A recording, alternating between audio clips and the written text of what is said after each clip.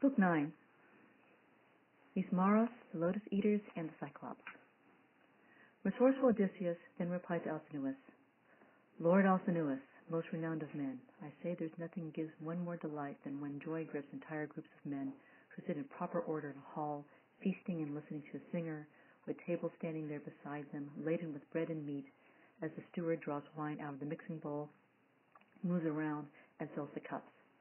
To my mind, this seems the finest thing there is.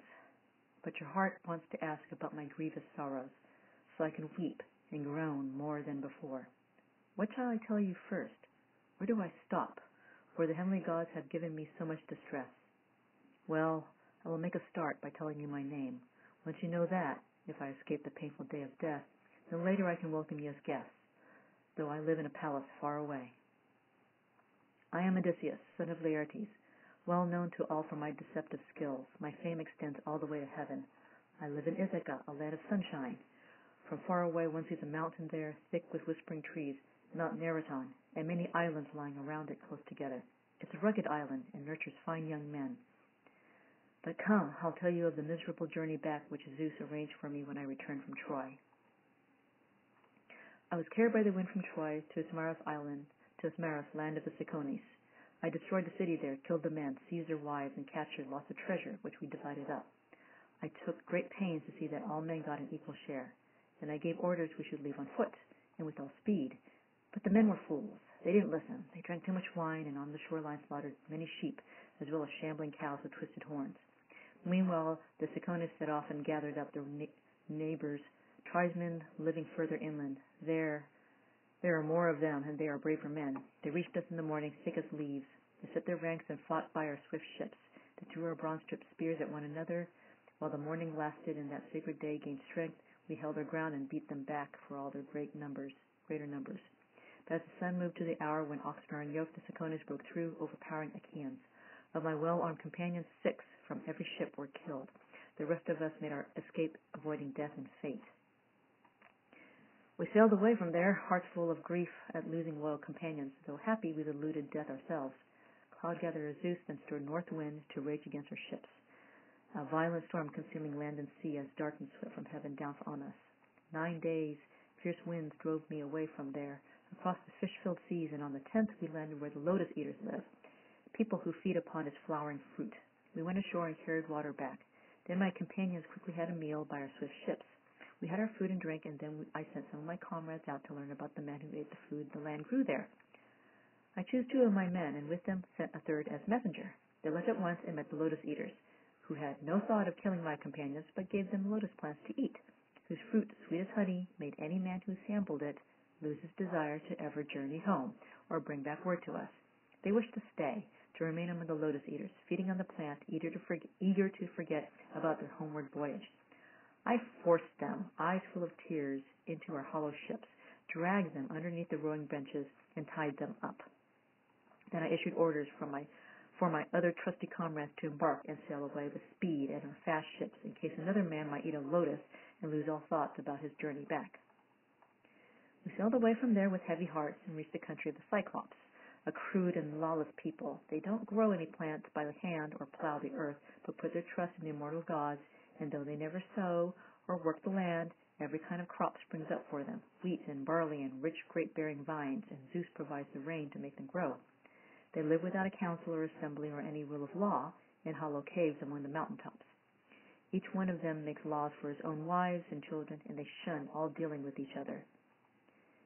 Now, near the country of the Cyclops, outside the harbor, there's a fertile island covered in trees some distance from the shore, but not too far away. Wild goats live there in countless numbers. They have no need to stay away from any human trails. At the harbor head there is a water spring. A bright stream flows out underneath a cave.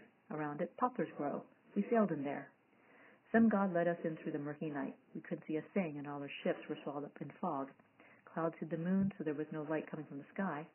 Our eyes could not glance any glimpse of land or of the long waves rolling in on shore until our well-decked ships had reached the beach. We hauled up on our ships, took down all the sails, went up along the shore, and fell asleep, remaining there until the light of dawn. As soon as rose-fingered early dawn appeared, I called a meeting and spoke to all the men. My loyal comrades, stay here where you are. I'll take my ship and my own company and try to find out who these people are, whether they are rough and violent with no sense of law or kind of strangers with hearts that fear the gods. I said these words. They went down to my ship and told my crew to loose the cables, lash into the stern, and come on board. They embarked with speed, and seated at the oarlocks in their rows, struck the gray sea with their oars.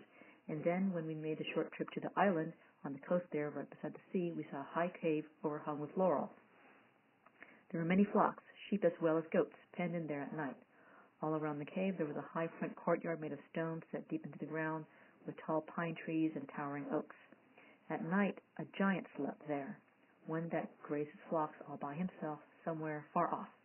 He avoided others and lived alone, away from all the rest, a law unto himself, a monster, made to be a thing of wonder, not like man who lives by eating bread, no, more like a lofty wooded mountain crag standing there to view in isolation from the rest. I told the rest of my trustworthy crew to stay there by the ship and guard it, while I selected 12 of my best men and went off to explore. I took with me a goatskin full of dark sweet wine. Maron, Euanthus' son, one of Apollo's priests, the god who kept guard over Ismarus, gave it to me because, to show respect, we had protected him, his wife, and child. Each time they drank that honey-sweet red wine, he'd fill 1 cup with it and pour that out in 20 cups of water, and the smell arising from the mixing bowl was sweet, astonishingly so. To tell the truth, no one's heart could then refuse to drink it. We soon reached his cave, but couldn't find him. He was pasturing his rich flocks in the fields. We went inside the cave and looked around. It was astonishing. Crates full of cheese, pens cracked with livestock, lambs and kids sorted into separate groups with yearlings, older lambs, and newborns, each in different pens. All the sturdy buckets, pails, and milking bowls were awash with whey. At first my comrades urged me to grab some cheeses in return, then drive the lambs and kids out of their pens back to their swift ship and cross the water. But I did not agree, though if I had, things would have been much better. I was keen to see the man in person and find out if he would show me hospitality. We lit a fire and offered sacrifice. Then we helped ourselves to cheese and ate it. We stayed inside the cave and waited there until he led his flocks back home. He came, bearing an enormous pile of dried-out wood to cook his dinner. He hurled his load inside the cave with a huge crash. In our fear, we moved back to the far end of the cave into the deepest corner. He then drove his fat flock right inside the spacious cavern, just the ones he milked. Rams and billy goats he left outside in the open courtyard. Then he raised up high a massive boulder and fixed it in position as a door. It was huge. 22 four-wheeled wagons, good ones too, could not have shifted it along the ground. And that's how immense it was. The rock he planted right in his doorway. He sat down with his bleating goats and ewes and milked them all, each in turn, sitting beside each one its young. Next he curdled half the white milk and set aside the whey in wicker baskets, then put the other half in bowls for him to drink up with his dinner. Once he finished working at these tasks, he lit a fire. Then he spied us and said, "Strangers, who are you? What sea route brought you here? Are you trading men or wandering the sea at random like pirates sailing anywhere, risking their lives to injure other men?" As he spoke, our hearts collapsed, and terrified by his deep voice and monstrous size. But still I answered him by saying, "We are Achaeans, coming back from Troy and blown off course by various winds across vast tracts of sea. So, good sir, respect the gods. We're here as suppliants to you, and Zeus protects all suppliants and strangers. As god of guests, he cares for all respective visitors." I finished speaking. He answered me at once. His heart was pitiless. "What fools you are, you strangers, or else you come from somewhere far away, telling me to fear the gods and shun their rage. The Cyclops care nothing about Zeus, who bears the aegis, or the blessed gods. We are much more powerful than them. I wouldn't spare you or your comrades to escape the wrath of Zeus, not unless my own heart prompted me to do it. But now, tell me this. When you landed here, where did you moor your ship, a spot close by or further off? I'd like to know that." He said this to throw me off, but his deceit could never fool me. I was too clever, so I gave him a misleading answer. "Earthshaker Poseidon broke my ship apart, driving it against the border of your island, on the rocks there. He brought us close to land, hard by the headland. Then winds pushed us inshore from the sea. But we escaped, me and these men here. You weren't destroyed." That's what I said, but his ruthless heart gave me no reply. Instead, he jumped up, seized 2 of my companions in his fist, and smashed them on the ground like puppy dogs. Their brains oozed out and soaked the ground below. He tore their limbs apart to make a meal, and chewed them up like a mountain lion. Innards, flesh, and marrow, leaving nothing. We raised our hands to Zeus and cried aloud to witness the horrific things he did, our hearts unable to do anything. Once Cyclops had stuffed his massive stomach with human flesh and washed it down with milk, he lay down in the cave, stretched out there among his flocks. Then, in my courageous heart, I formed a plan to move up close beside him, draw the sharp sword I carried in my thigh, and run my hand along his chest to find exactly where his midriff held his liver, then stick him there. But I had second thoughts. We too would have been utterly destroyed there in the cave. We didn't have the strength with our own hands to roll from the high door the massive rock he'd set there. So we groaned and stayed there waiting for bright dawn. As soon as rose-fingered early dawn appeared, he lit a fire and milked his flock, one by one, with a newborn placed beside each mother. When this work was over, he once again snatched 2 of my men and gorged himself. After his meal, he easily rolled back the huge rock door, drove his rich flock outside, and set the stone in place as one might put a cat back on a quiver. Then Cyclops, whistling loudly, drove his fat flocks away towards the mountain. He left me there, plotting a nasty scheme deep in my heart, some way of gaining my revenge against him, if Athena would grant me that glory. My heart came up with what appeared to me the best thing I could do. An enormous club belonging to Cyclops was lying there beside a stall, a section of green olive wood he'd cut to carry with him once it dried. To human eyes, it seemed just like the mast on a great merchant ship with 20 oars, a broad-beamed vessel which can move across the mighty ocean. That's how long and wide that huge club looked. Moving over to it, I chopped off a piece 6 feet in length, gave it to my companions, telling them to smooth the wood. They straightened it, while I, standing at one end, chipped and tapered it to a sharp point. Then I picked up the stake and set it in the blazing fire to harden. That done, I placed it carefully to one side, concealing it beneath some of the dung which lay throughout the cave in massive piles. Then I told my comrades to draw lots to see which men would risk their lives with me. When sweet sleep came upon the Cyclops, we'd lift that stake and twist it in his eye. The crew drew lots, and picked the very men I would have chosen for myself, 4 of them, with me included as 5th man in the group. In the evening he came back, leading on his fine-skinned animals and bringing them inside the spacious cave, each sheep and goat in his rich flock, not leaving even one out in the open courtyard. Perhaps he had a sense of something wrong, or else a god had given him an order. He picked up and put his huge rock door in place, then sat to milk each ewe and bleeding goat, one by one, sitting beside each mother, one of her young. When this task was over, he quickly seized 2 men and wolfed them down. Then I moved up and stood at Cyclops' side, holding in my hands a bowl of ivy wood full of my dark wine. I said, "Cyclops, take this wine and drink it now. Drink it now that you've had your meal of human flesh, so you may know the kind of wine we've had on board our ship. A gift of drink I was carrying for you, and hope you'd pity me and send me off on my journey home. But your savagery is something I can't bear. You cruel man, how will any of the countless other men ever visit you in future? How you act is so against all human law." I spoke. He grabbed the cup and gulped down the sweet wine. Once he swallowed, he felt such delight he asked me for some more, a second taste. "Be kind and give me some of that again. And now, without delay, tell me your name, so as my guest I can offer you a gift, something you'll like. Among the Cyclops, grain-bearing earth grows, clusters of rich grapes, which Zeus's rain increases. But this drink, it's a stream of nectar and ambrosia." He spoke. So I handed him more fiery wine. 3 times I poured some out and gave it to him, and like a fool, he swilled it down. So then, once the wine had addled Cyclops' wits, I spoke these reassuring words to him. "Cyclops, you asked about my famous name. I'll tell you. Then you can offer me a gift as your guest. My name is Nobody. My father and mother, all my other friends, they call me Nobody." That's what I said. His piteous heart replied, "Well, Nobody, I'll eat all your companions before you and have you at the end. My gift to you, since you're my guest." As he said this, he collapsed and toppled over on his back, lying with his thick neck twisted to one side. All-conquering sleep then overpowered him. In his drunken state, he kept vomiting, his gullet drooling wine and human flesh. So then I put the stake deep in the ashes to make it hot, and spoke to all my men, urging them on, so no one in his fear would hesitate. When that stake of olive wood, though green, was glowing hot, its sharp point ready to catch fire, I walked across to it, and with my comrades standing around me, pulled it from the fire. And then some god breathed powerful courage into all of us. They lifted up that stick of olive wood and jammed its sharpened end down in his eye, while I, placing my weight at the upper end, twisted it around, just as a shipwright bores a timber with a drill, while those below make it rotate by pulling on a strap at either end so the drill keeps moving. That's how we held a red-hot pointed stake and twisted it inside the socket of his eye. Blood poured out through the heat. Around his eye, lids, and brows were singed as his eyeball burned. Its roots were cackling with fire. When a blacksmith plunges a great axe or adze in frigid water, with a loud hissing sound to temper it and make the iron strong, that's how his eye sizzled around the stick of olive wood. His horrific screams echoed through the rock. We drew back, terrified. He yanked the stake out of his eye. It was all smeared with blood, hurled it away from him, and waved his arms.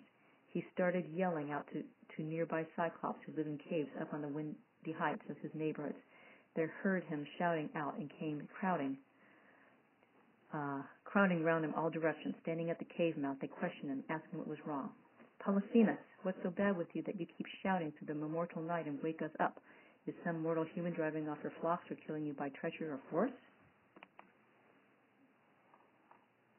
From the cave, mighty Polyphemus roared, Nobody is killing me, my friends, by treachery, not using any force. They answered him. Their words had wings. Well then, if nobody is hurting you, you're alone. It must be sickness given by great Zeus, one you can't escape. So say your prayers to your beloved Lord Poseidon. With these words they went away, and my heart was laughing. My cunning name had pulled off such a trick. But Cyclops groaned, writhing in agony, groping with his hands. He picked up the stone, removed it from the door, and sat down there in the opening. He stretched out his arms, attempting to catch anyone who tried to get out with his sheep. In his heart he took me for a fool, but I was thinking the best thing I could do would be to find if somehow my crewmen and myself could escape being killed. I wove many schemes, all sorts of tricks, the way a man will do when his own life's at stake, and we were faced with a murderous peril right beside us. To my heart, the best plan was as follows. In Cyclops' flock, the rams were really fat, fine, large creatures with thick, fleecy coats of deep black wool. I picked 3 at a time, and keeping quiet, I tied them up together with twisted willow shoots, part of the mat in which the lawless monster Polyphemus used to sleep. The middle ram carried a man. The 2 on either side were for protection. So for every man there were 3 sheep. I too had my own ram, the finest one in the whole flock by far. I grabbed its back, then swung myself under its fleecy gut, and lay there face upwards with my fingers clutching its amazing fleece. My heart was firm. We waited there like that until bright dawn. As soon as rose-fingered early dawn appeared, males in the flock trotted off to pasture, while the females who had not been milked, and thus whose udders were about to burst, bleated in their pens. Their master, in great pain, ran his hands across the backs of all the sheep as they moved past him, but was such a fool he didn't notice how my men were tied underneath their bellies.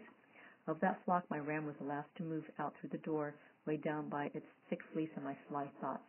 Mighty Polyphemus, as he stroked its back, spoke to the animal. My lovely ram, why are you the last one in the flock to come out of the cave? Not once before have you ever lagged behind the sheep. No, you've always been well out in front, striding off to graze on tender shoots of grass, to be the first to reach the river stream. You're the one who longs to get back home once evening comes before the others. But now you're last of all. You must be sad, grieving for your master's eye, now blinded by that evil fellow with his hateful crew. That nobody destroyed my wits with wine, but I tell you, he's not yet escaped being killed. Only you could feel and speak like me.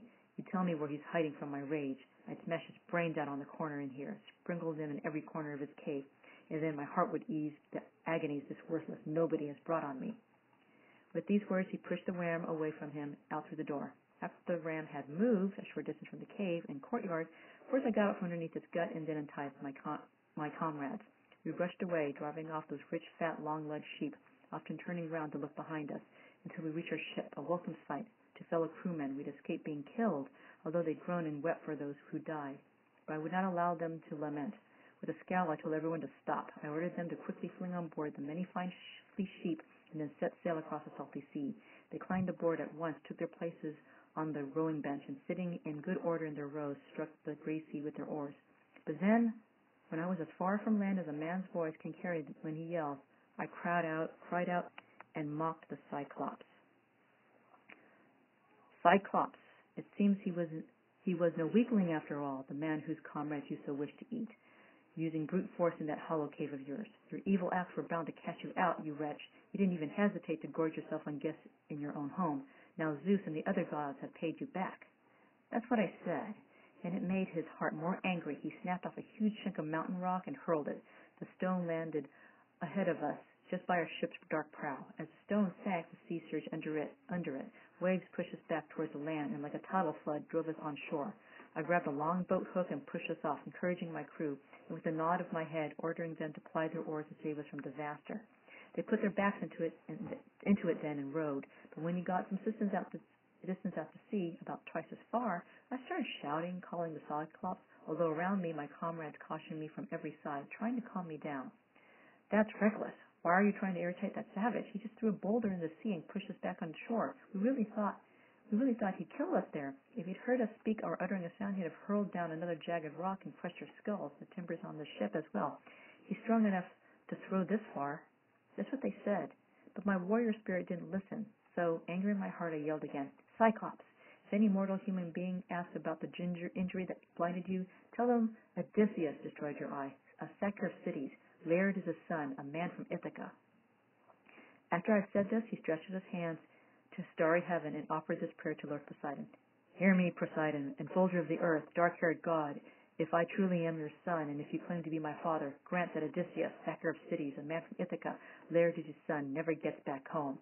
If it's his destiny to see his friends and reach his native land and well-built house, may he be back late and in distress after all his comrades have been killed and in someone else's ship, and may he find troubles in his house. That's what he prayed. The dark-haired god heard him. Then Cyclops once again picked up a rock, a much larger stone, swung it around and threw it, using all his unimaginable force. It landed right behind the dark-prowed ship and almost hit the steering oar. Its fall convulsed the sea, and waves then pushed us on, carrying our ship up to the further shore. We reached the island where our well-decked ships were grouped together. Our comrades sat around them in great sorrow, always watching for us.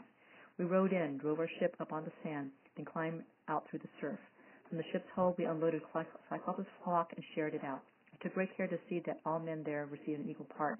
But when the flock was being divided up, my well-armed comrades awarded me the ram, my special gift, one just for me. I sacrificed that ram there on the shore to Zeus, Cronus the sun, lord of the dark clouds, ruler of all, offering him burnt pieces of the thigh. But he did not care for my sacrifice. Instead, he started planning to destroy all my well-decked ships and loyal comrades. As soon as rose-fingered early dawn appeared, I roused my shipmates and ordered them aboard to untie cables fastened to the sterns.